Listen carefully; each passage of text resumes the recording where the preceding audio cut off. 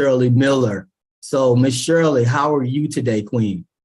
I am wonderful, Todd. Thank you so much for having me here.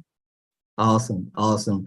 And so today we are just going to talk about closing the wealth gap, but also we're going to talk from an loan operations type of perspective for people that are looking to become homeowners, to understand what we do in the background with Legacy Home Loans to make sure that we get people to the closing table. So who else better to actually hear that from today than our Vice President of Operations, Ms. Shirley Miller. So we call her Mama Shirley. She is the grandmother and mother to our whole operation. I love her dearly. And as a Black man, she speaks life into us. She helps me straighten my crown up and tell me to remember who I am. So I appreciate that. And we're just gonna jump right in, Shirley, if you don't mind. And I want you to tell our listeners when you got started in the business and give us a little bit of background of your experience in getting started in the mortgage industry. Okay, Todd, I have been in the industry now for about 40 years, 40 plus years. I started as a receptionist in the mortgage industry and got a little bit curious about what was going on. At that particular time, it was not an African-American setting, should I say, but I think I really got privileged to be able to be there. There were a bunch of realtors and stuff would come in because being a receptionist, of course, you would meet a lot of people at times, and they thought I was pretty boisterous and learned a lot of things, which was good for me. Right. Getting in that industry, I started being curious and wanted to know how to do certain things, and I learned. I would get copies of stuff and moved on. I went from there to being a processor and went from a processor to be a processing manager, and then went from processing manager and took some underwriting classes, became an underwriter, got my FHA DE in the very, very early 80s. So people tell me and kind of shuck around right now and tell me that my DE has a lot of lint on it because of the time it's been that I've had it. But after leaving after being DE underwriter, I got into VA underwriting. Most of my certifications and stuff were with the federal government in the beginning because you didn't have to have that for conventional underwriting. Moving through that, I had a lot of obstacles and things that stopped me and wouldn't let me, it was that proverbial glass ceiling that you could not get over. So I went through a lot of different obstacles because of the color of my skin, quite naturally. But I went through and I got to where I am today. It's been a long road, but I'm happy to be here. Awesome. And in reading your bio, Mama Shirley, there were a couple of things that stuck out to me. And basically your core values were hard work, persistence, communication, commitment, and teamwork. So when you talk about the 40 plus years of being in the industry, I know persistence is probably one of the bigger of the core values that you've had to exhibit throughout the years. So I know that you spoke briefly on the glass ceiling that sometimes we faced as people of color trying to break into the mortgage industry. So, but can you talk a little bit about the level of persistence and some of the potential barriers that you had to overcome starting early in your career? Well, I can tell you that being in a bullpen with a lot of underwriters that were of the other persuasions, you could be able to tell the differentiation that they did when they would pick up a mortgage to determine, they would go to the third page of the application to determine what nationality you was before they start making a decision. Wow. And that would result in more documentation required when that's not what the handbook said. So I was back in a day and time that they didn't have computers. Everything was a flip of the page, and you're wearing the rubber gloves and things, and the rubber were the thumbs, should I say, and things. And I would ask the question because I was always bold, and especially about my race, and I'm happy to be who I was. So I would ask them, why are you going to look at the third page of the 1003? Are you going to determine what color that person is before you make the decision on whether you are going to approve them or not? I was asked questions like, what did you do to get this job?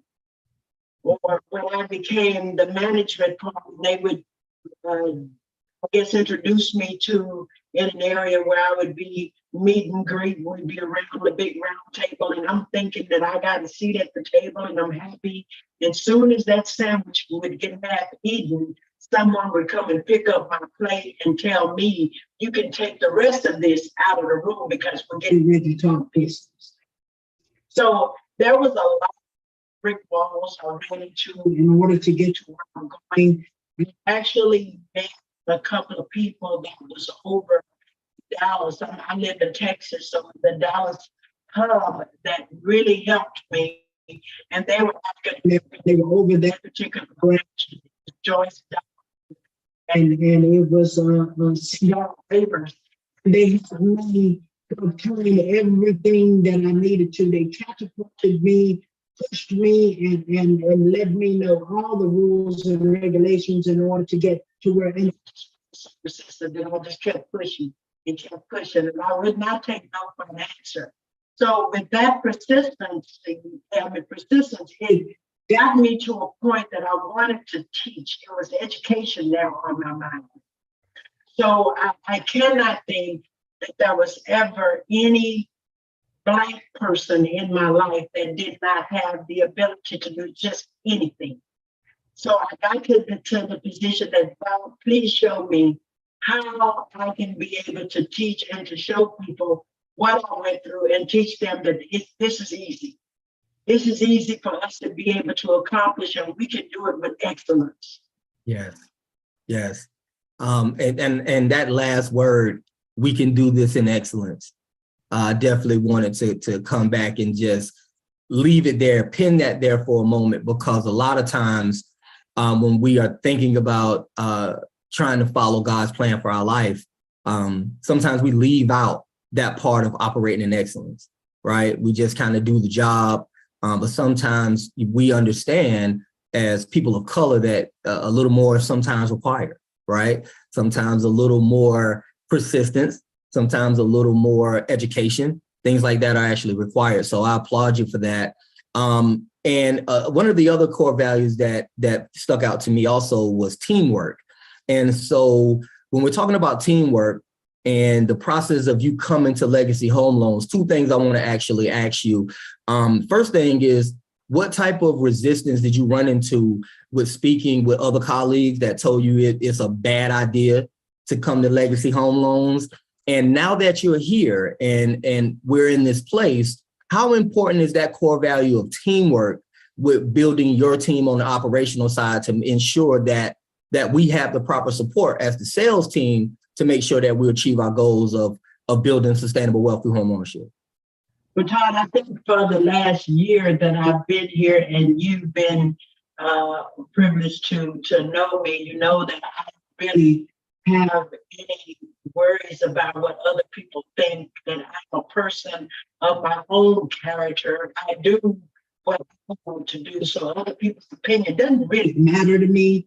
So I didn't ask anybody, is it okay for me to do this? I just jumped in because I only in God. And so when God gave my spirit enough thought and feelings that this was something that this is a big light that showed me this is what I was actually made to do. And when I got to Home Loans, I felt at home because it was more people here like me. and I felt I cried the day that they gave me the vice president's job, because these are things that I wanted to be acknowledged for all the work that I've done.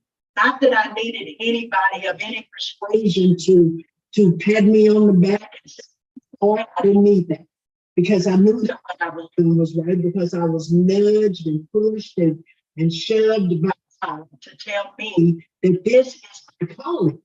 So how can I question him? I don't, especially when it comes down to my spirit and him telling me what I need to do. So with that being said, I didn't have to get someone to tell me what I could do or what I could not do. I just started doing it. As far as teamwork goes, I knew that you guys were all brilliant in my heart. And so that all I needed to do was to impart all of the things that I had already learned into you guys, put those things in you, and let you go out and exude the excellence that I knew you already had. So it's like a piece of cake to me now. It's almost like when my grandmother taught me a long time ago how to take a little bit of flour over here, and a little bit of sugar over here, and a little bit of butter in here, and therefore make all of those ingredients come to what you need to make in terms of a cake, depending on what type you're making. At the same time, I wanted them to know that because of our persuasion, everybody is always going to be looking. So because of the brilliance of what they had already taught me, I wanted to teach that to you guys, so you know that there is going to be an undercurrent. There is going to be somebody here that's always watching to make sure that we're within the compliance, we're within in every rule, every regulation, everything. We have to make sure that we're excellent in it. So if I'm a little hard sometimes, if I'm a little direct, it's because I would rather tell you the right way so that no one else can come. I did not like people spanking my kids, but I didn't spank my kids until I knew I taught them how to fix the bed. That's a great point. That's a super great point. And I thank you for your level of dedication to us as the sales team here at Legacy Home Loans. So like I said at the top of the show, you always speak a lot of life into us, and we thank you for that. So, with the next question as we move on, can you tell us about the overall mission, culture, and vision of Legacy Home Loans, but from an operating procedure standpoint? Tell us how the operating team, has a vision for actually help us be successful in the field with allowing people or helping people to become homeowners. Well, one of the things that, salespeople, they go out and they tell people what they can do and what number of days they can do it. And we, as a team, put a process together so that we can make sure what you guys say is true. If you tell us what you write those little cover stories that we ask you to write, so that we can make sure that we're familiar with each one of the borrowers, and we can even have the playing field for African Americans to be able to purchase homes, so that we don't have to run into the same things, being able to be over documented or requested items that you don't need. So we can make sure that we can close our loans on time without any of those things that we run into in the past. I really don't look at on the third page of the application to see your nationality. I just go straight to the loan, straight to the guidelines, and we finish with an excellence to make sure that file is going to close, and it's going to keep on operating even after it closes into the secondary marketing. So with all that being said, our team works together in consortium to make sure that we keep a loan flowing, kind of like an assembly line. We go from one echelon to the other until the loan is complete. When we say it's complete and the customer have their keys, we're very, very, very happy with it. And we've gotten our satisfaction, but we move right on to the next one. We don't have time to stop. throw our hands up, celebrate. It's time to go back, put your head down, and get the next one done. So, and we try to find ways for things to work. So we collaborate with you guys. We have conversation with you guys. If it's something that confuses us, we don't stop and just sit it back. We talk about it. We discuss it. We twist it. We discuss it so that we can be able to make the loan work. I think since I've been here, maybe has denied what 1 or 2 loans in this year. Yeah. That's because we know how to twist and twist them. And I said, okay, it won't fit the way you submitted it, but it will fit this way. So go back and talk to your customer and see if they're happy with that, and then we'll do it this way. So we're solution based. Right. We try to make everything work. Right. And actually, that jumps me down into one of our questions where wanted to kind of hear from you in terms of the importance of mindset when it comes to the people in our community, the people that we deal with, and also hearing that no, I can't type of mentality versus yes, I can have a piece of this American dream. So you kind of touched on it a little bit on the tail end of your last comment.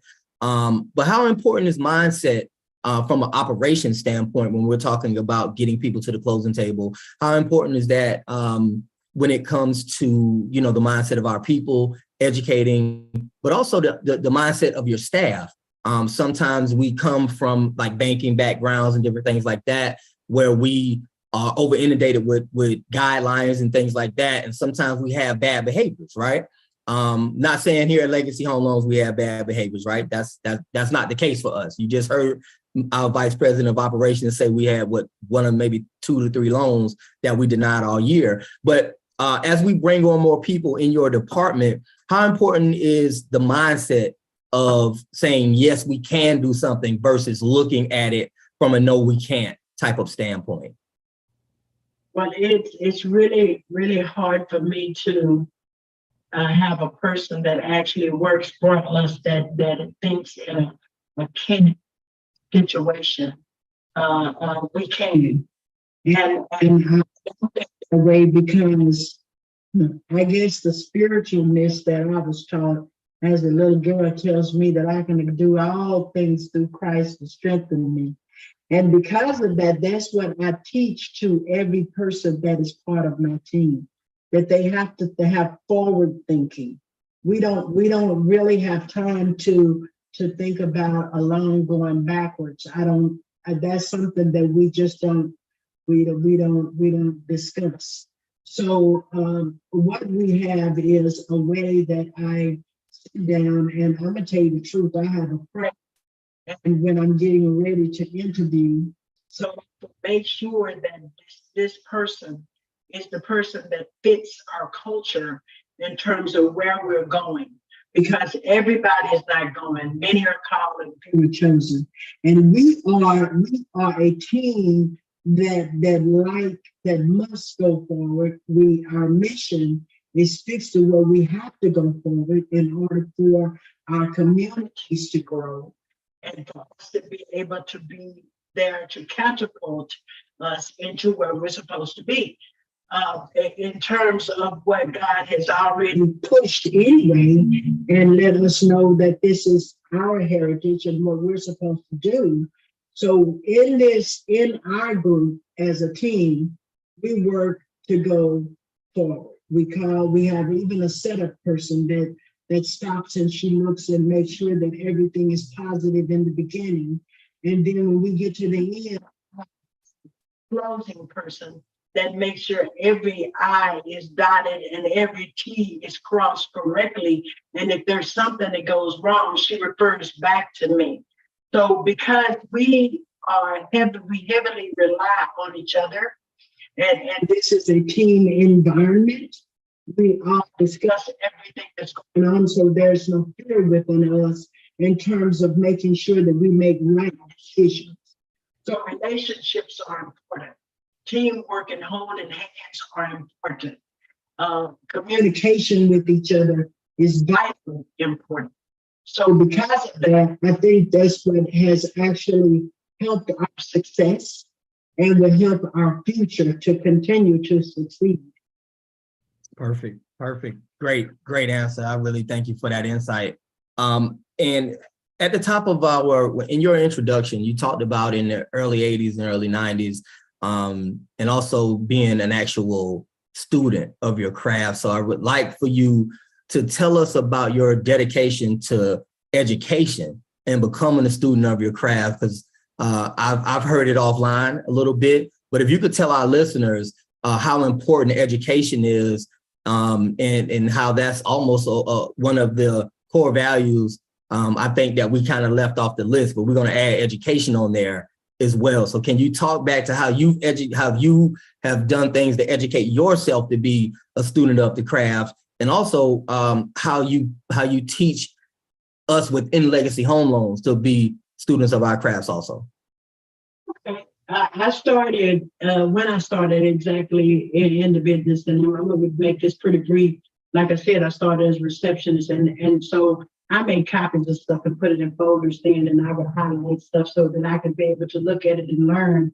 Now it has gotten to where I'm finding the younger set who is pretty fast in computers, and we've been blessed to have computers so that we can be able to get into this technology. So I got to a certain age and stage in my career that I said, oh my goodness, if I stop right now, I'm not going to be able to do what God said do. So I went to college in 2015. I said, let me learn the technology. Let me learn how to be able to run all of the LOSs and data and everything that was in here so that I could be able to train, educate, teach, show them the right way. And not only that, to garner common sense and how to be able to control putting common sense into their decision making. You can't teach common sense, but you can teach the application of common sense.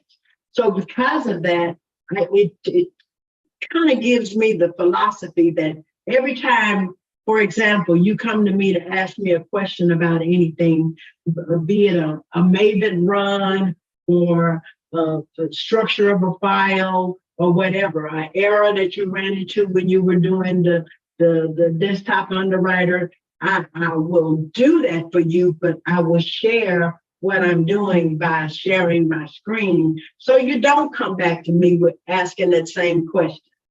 I learned at an early age that it's okay to ask questions, but don't repeat the question. Mm-hmm. You don't repeat the same thing. So I think it's better for me to be able to teach you guys how to fish rather than me giving you the fish. So when you go out, when you get ready to talk to your realtors and get ready to talk to your borrowers, you know your craft. If you're talking about an FHA loan, Ms. Shirley has already taught you everything about FHA. If I don't teach you about it, at least you are smart enough to say, I don't have that answer right now, but I'll get it for you shortly. And you text me and I'll give it to you right then. So to me, it is very, very, very important that education is the top of our list so that we can be able to train our people. Not only that, sometimes we can't afford to go to college. I went, still paying for those bills, but some of our kids are not. So there's a mortgage education center that I've opened up for myself so that I can teach those little kids to come in here. You train them, you get them ready, and then you put them in the mortgage setup so they can come up. So you make little minions so that they can think the way that you think, so that they can operate the way you think, so that once we leave, which is going to be inevitable, we'll have some people to come up to know the reason why. I think it's so important for us to impart the reason why we do things, why it's necessary to do it this way, why is this the right way. And so education is real important to me, because I think what it does, it makes you ready for the future. It makes our children be equipped for what they're going to run into. And even not just the mortgage industry, but in life, it teaches you things. so that you could be able and read. I always read. So I'm a catalyst for education. I started with my own children and made sure that they learned so they could be self-sufficient. And then I started with the children of the world because I think that every Black woman in my life, every Black woman that I've met is a queen, but she's also a mother of the world. And so we have to give to them so that they can know this knowledge, this mother with this education, this all of the stuff that they need in order to be able to survive. And this is the thing that goes on in the mortgage industry. There's a lot of different moving parts. And because there's a lot of different moving parts, I'm always in class myself so that I can learn and then I can come back and teach you guys. Absolutely. So great insight, Mama Shirley. But I also want to give you some flowers real quick because I wanted to actually unpack this and make sure that I give you your flowers while I have the opportunity to verbally do so. In your bio, you talked about going back to school. You said going back to school in 2009, but also you didn't highlight that you actually got your BS in 2012, but importantly in 2014, you actually got an MBA. So if we're talking about starting your career as a receptionist in the early 80s and early 90s, but having the wherewithal that in 2014, you actually got an MBA, I want to give you your flowers because a lot of people will stop there and say, I have enough working experience. I have enough other experience. I don't need to go back to school. I don't need these letters behind my name. So that's huge because you're an example, right? You're an inspiration to us all in saying that it's never too late if you want to go get that degree. It's never too late to go get that MBA. It's never too late to follow your dreams and things of that nature. So I applaud you, Queen. I call you Mama Shirley. So I applaud you for that. I did want to make sure that I gave you your flowers and give you your just due for taking that time to go back and actually educate yourself and get that MBA behind your name. So thank you for that. You already touched on empowering the next generation.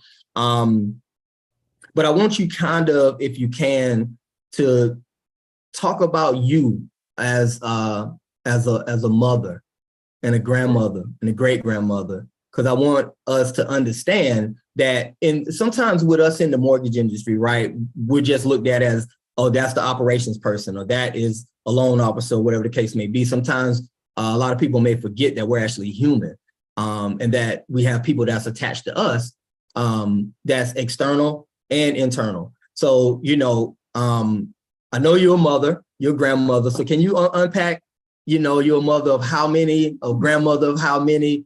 Please unpack that so we can know a little bit more about Shirley Miller, the person, because we're learning more about the VP of operations.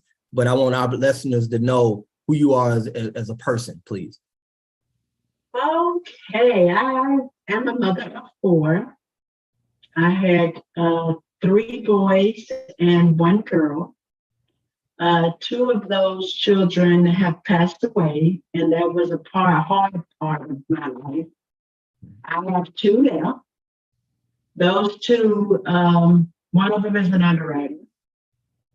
And the other one is one of the greatest sons I've ever had for my life, even though the underwriter is too, and I don't want him to feel pretty jealous if he's listening to this. But God has really blessed me when it comes down to my children. My daughter was over a certain area in mortgages, over post-closing in mortgage at Fairway International and independent. And she left such a legacy that those people now still call me after she's passed away. So that part of my life, God has really strengthened me to be able to stand up and then say, I gave you a whole lot of kids. So just take all the kids that come around and don't worry about it because they were mine, just like these were mine. So then after my children, I ended up having 14 grandkids. Did you say 14? 14. That's a blessing. 14 grandkids now. The baby is 9. And I have son who is in the military. I have some that is in college right now, some that ministers. I have all kinds of people, but every one of them are good people. Every one of them are educated, everyone, and because I taught them, not necessarily because the college taught them, but I at least gave them some common sense. I have two great granddaughters now, and one is 2 and one is 1. And so the legacy goes on.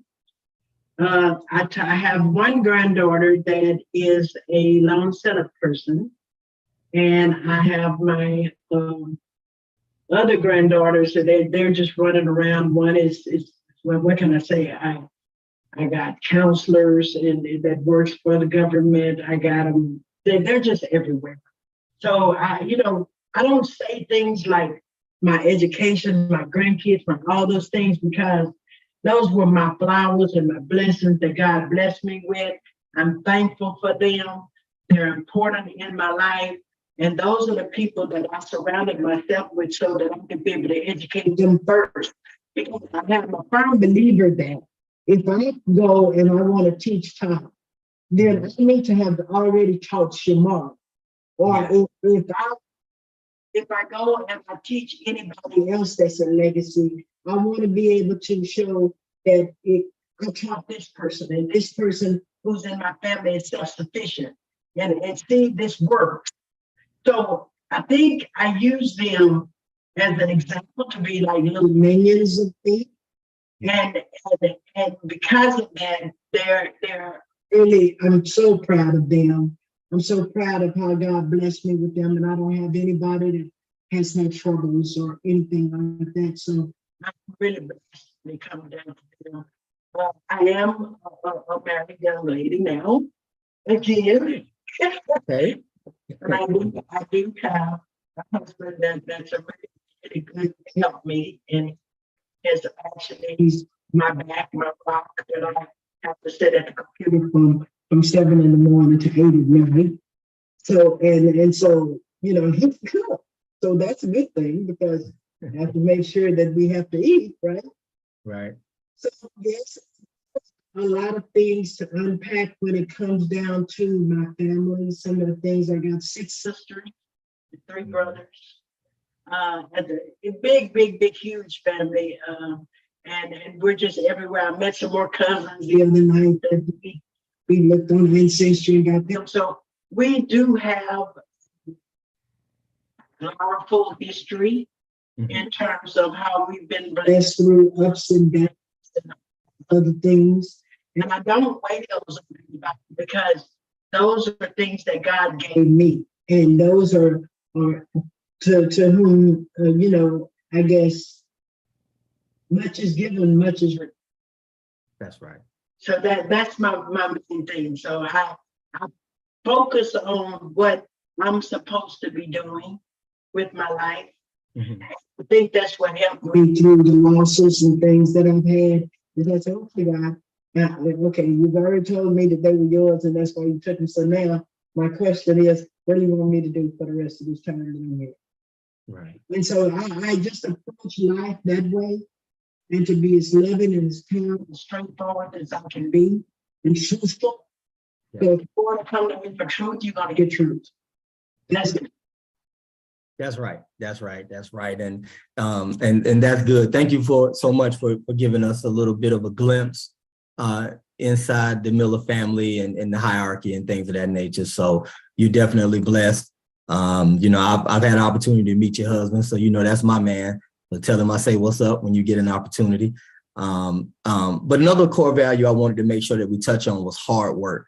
And when it comes to hard work, with the overwhelming response that we're having right now as Legacy Home Loans, with being, identified now and having a lot of, let's say, visibility, with leading the crusade and being on the front line to help our people become homeowners. Tell us a little bit about your plan from the operations side to actually further that mission as well, with making sure that hard work doesn't go to waste that is happening on the front end. How's that hard work then correlate to the backside of the process from your eyes? Well, I've set a public night since we started this crusade and made sure that we put together a growth plan based on the volume work that we're going to get, so I could make sure that we're covered when it comes time for need to make sure we make our performance. I was one happy person when we had presents and they found out that we were here, because I think that the preparation in the beginning for us to be able to make a seamless system that works, that flows like it's supposed to, start to finish, it was one of the things that is going to be able to make us successful for the future. So I started thinking about the future in terms of how many people do I need in order to satisfy the influx of what God is getting ready to do for us. He has opened doors for us, and I cannot think that he didn't open doors for a purpose and a reason. So because I have a cell phone and all of those other things that's full of people that I have met and that has worked with me in the past, it's very easy for me to find a pool of people that can work, that thinks forward like I do. So I've had people call me all the time ever since this started, and say, Miss Shirley, I'm working over here right now, but you call me when you're ready, because I'm in for that. So because of that, I sit down with my partners, which is Ben and Nick, and we got our ducks in a row and decided that we were going to make sure we make a growth plan that was going to be favorable, so that as soon as the volume goes up, we go up. Every time the volume go up, we go up more, and we add to. So with that being said, we're prepared. We're prepared for anything that comes, so that we can be able to still keep the same process, the same flow, the same everything, and go and be successful. Because like I told you, just giving much is required. So we for such a time as this. Perfect. Thank you so much for that. You know, I really want to just ask this question, and I want you to expound on it and take your time. How does it feel when you look back over being in the industry 40 plus years? You did touch on it a tad bit, and you said it brought a tear to your eye. But I would like for our listeners to know how it actually feels for you to be the head of operations for Legacy Home Loans right now. We're the largest Black-owned mortgage company. Everybody top to bottom looks like us. We talked about on our last show, and some of our listeners, you can actually go back there to watch the recording. But you can go there and hear about how the dollar circulates and things of that nature, and some of the things that we're doing with Legacy. But with you being the head of operations and being such an integral part of what we're doing and the mission, can you talk about how you feel being in that position? I feel privileged, Tom. I feel privileged to be able to have the opportunity to be able to serve my people. It doesn't have anything to do with pride or you know, any gestures. I feel privileged. I cried because it was a privilege for God to think that much of a person like me, to put me into a position that I could be able to assist everyone. See, the script is going to flip. And I think I'm from the country, so the script is flipping if you really want to look at it. Right. And I feel privileged to be sitting at the table when the script, and it's not, I'm proud because I look out at you guys, and this is something that I've dreamed about, to see everybody Black and brown around me, and to be able to help each and every one of you guys to get in your minds, your hearts, and your education, the place so I can go and lay on the beach somewhere in Africa and come and chill out and let him communicate what I've actually taught them, because that's what my goals are. And so I feel like that God has really blessed me to be able to be where I am. That I feel like the persistence that I put into the work that I was doing is paying off. But we have a lot of work to do. Yes, ma'am. How we do, I don't, not the end.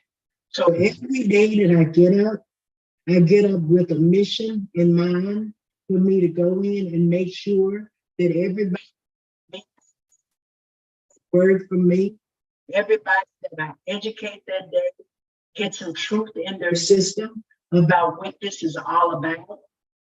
We can be able to sustain, if we can sustain wealth from home ownership, if we can understand the importance of thinking forward and saying, I want to keep this money. You know, a lot of times we didn't nobody taught us about literacy.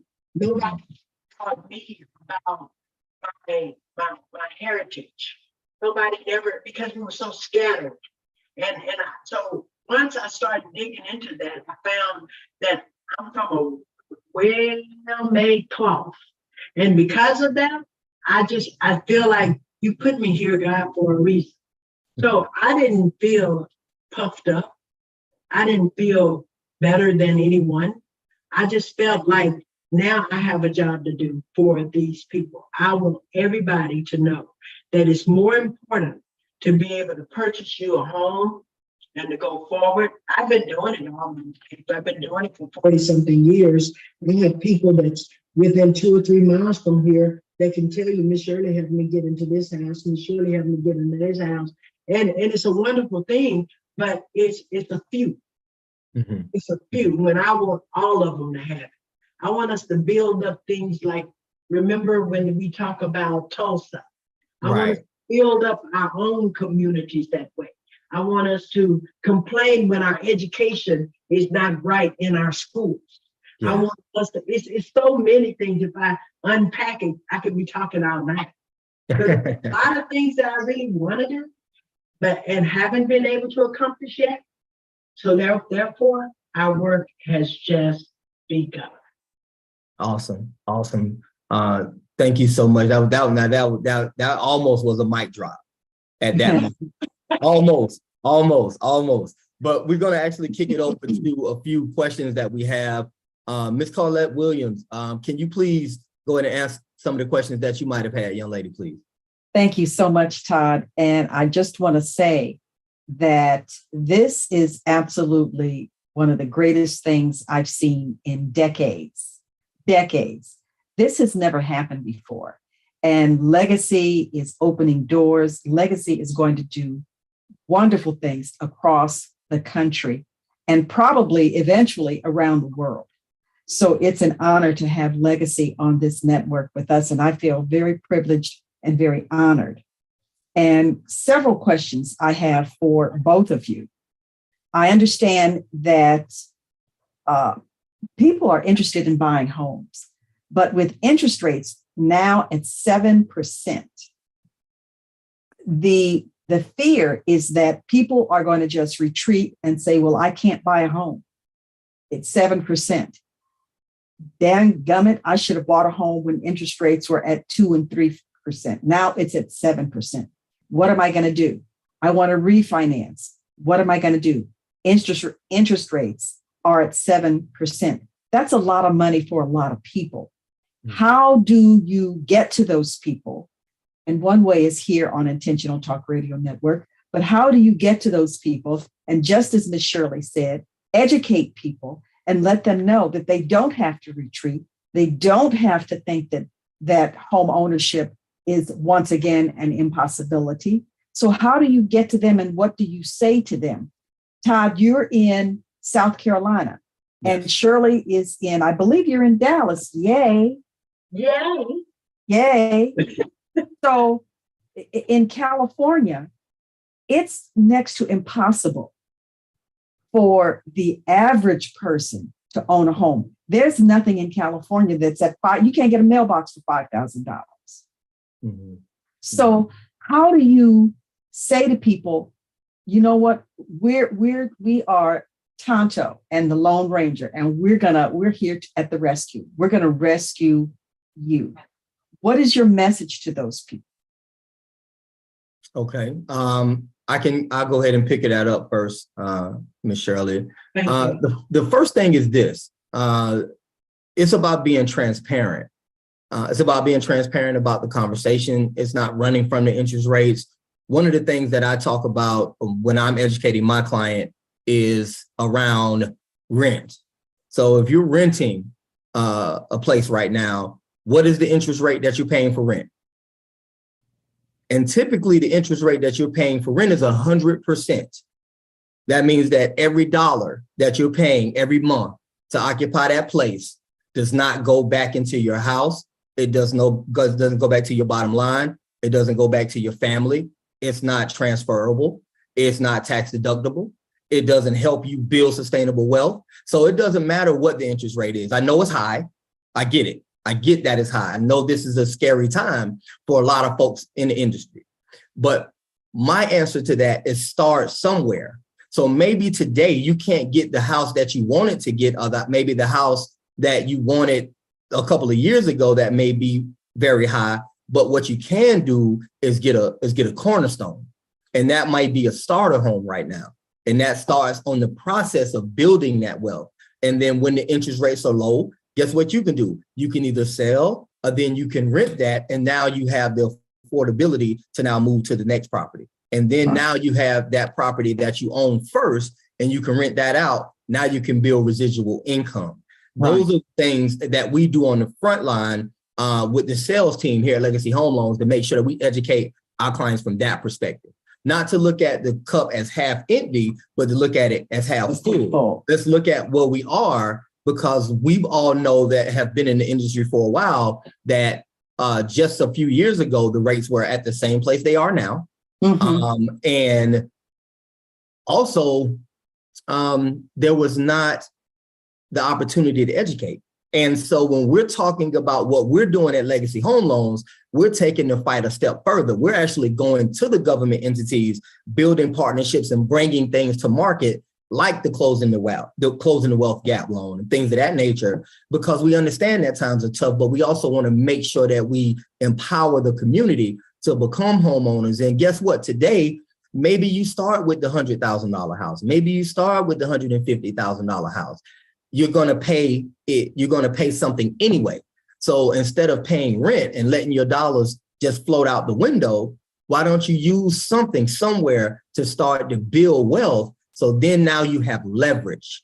That's the thing that I don't think a lot of our people are educated on, is understanding that leverage. However small you start with, that's the key, because then now you can leverage that property to now sell. Now you have the liquid capital to now go to the next property, and then to the next property. And then down the road, now you have that mansion on the hill that you're dreaming about, that you say you want today, but maybe God has a couple of steps that you have to take in between now and then.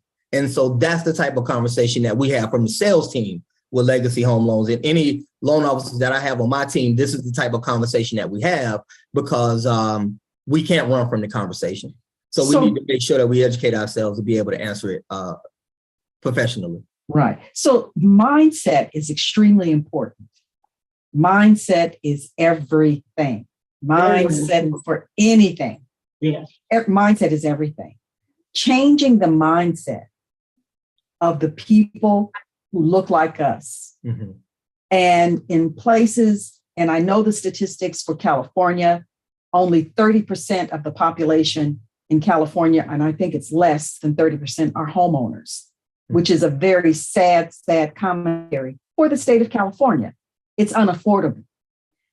It's affordable in Texas. It's affordable in the Carolinas. It's affordable in Georgia, Atlanta, and other places. Mm-hmm. And how do you say to them, then maybe California isn't for you? Maybe you should consider doing something that doesn't cause you the kind of trouble that it's caused, and you can realize that dream of home ownership.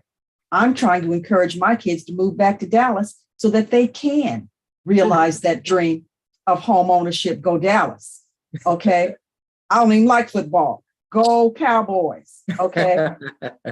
So how do we do that? I think it's critical. I think that right now, where we are as a community of people, as global citizens, we're late. We have to begin somewhere. This is where we can begin. I think that Legacy is doing incredible things and will continue to do incredible things. How are you going to get to those people and say, you know what, we can make this happen? How soon can you pack your bags? Miss Shirley, you wanna touch that? You know I can talk. There's a couple of ways that you can really, really do that. First of all, and I'm going to answer your question, but I'm going to go around the way to get back to where I want to be. And there's a couple of ways that you can do that, because back in the day that I've lived, I mean, we had double interest rates, so we never worried about when they were giving us picker pays and did creative financing so that we could be able to get into our homes. They weren't doing that for us at that particular time. We were doing it for them. So why don't you use those tactics? Number one, we have arm loans. You can start the interest rate down low and then it'll go up a little bit, but you can refinance it before when you get out of this trouble. That's number one. Another one is buy a duplex so you can put somebody else over in the other. Yes. They have FHA financing with 3.5% down, and you go in and you let the seller pay some. So see, there's ways to make it happen, because now the market is getting to where it's a buyer's market, because of that sellers now can't sell their home. So if you notice in the market, the value of properties are going down a little bit. Every time you turn around, it's a decrease in value. So they're doing that. The sales prices are going down. And now you're seeing customarily that they're giving points out. They're giving, okay, we'll pay up to $10,000 for closing costs for you to be able to get in there, but then go find your duplex. So the person over here that is renting can go and pay for your place to stay, and eventually that can be a rental for you to be able to move into. Now you got two rental properties. So we have to think outside the box. And like you said earlier, Colette, you indicated that it's a mindset. Mm-hmm. So again, I'm going to reiterate that many are called, but few are chosen.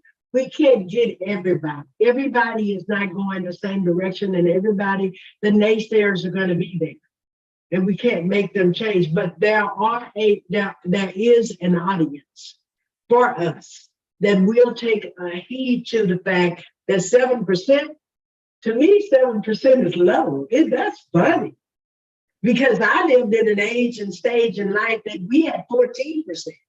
Back in 2008, I was in the housing crisis with everybody when they were closing the loans and wasn't particularly known as it. Go for a home repo.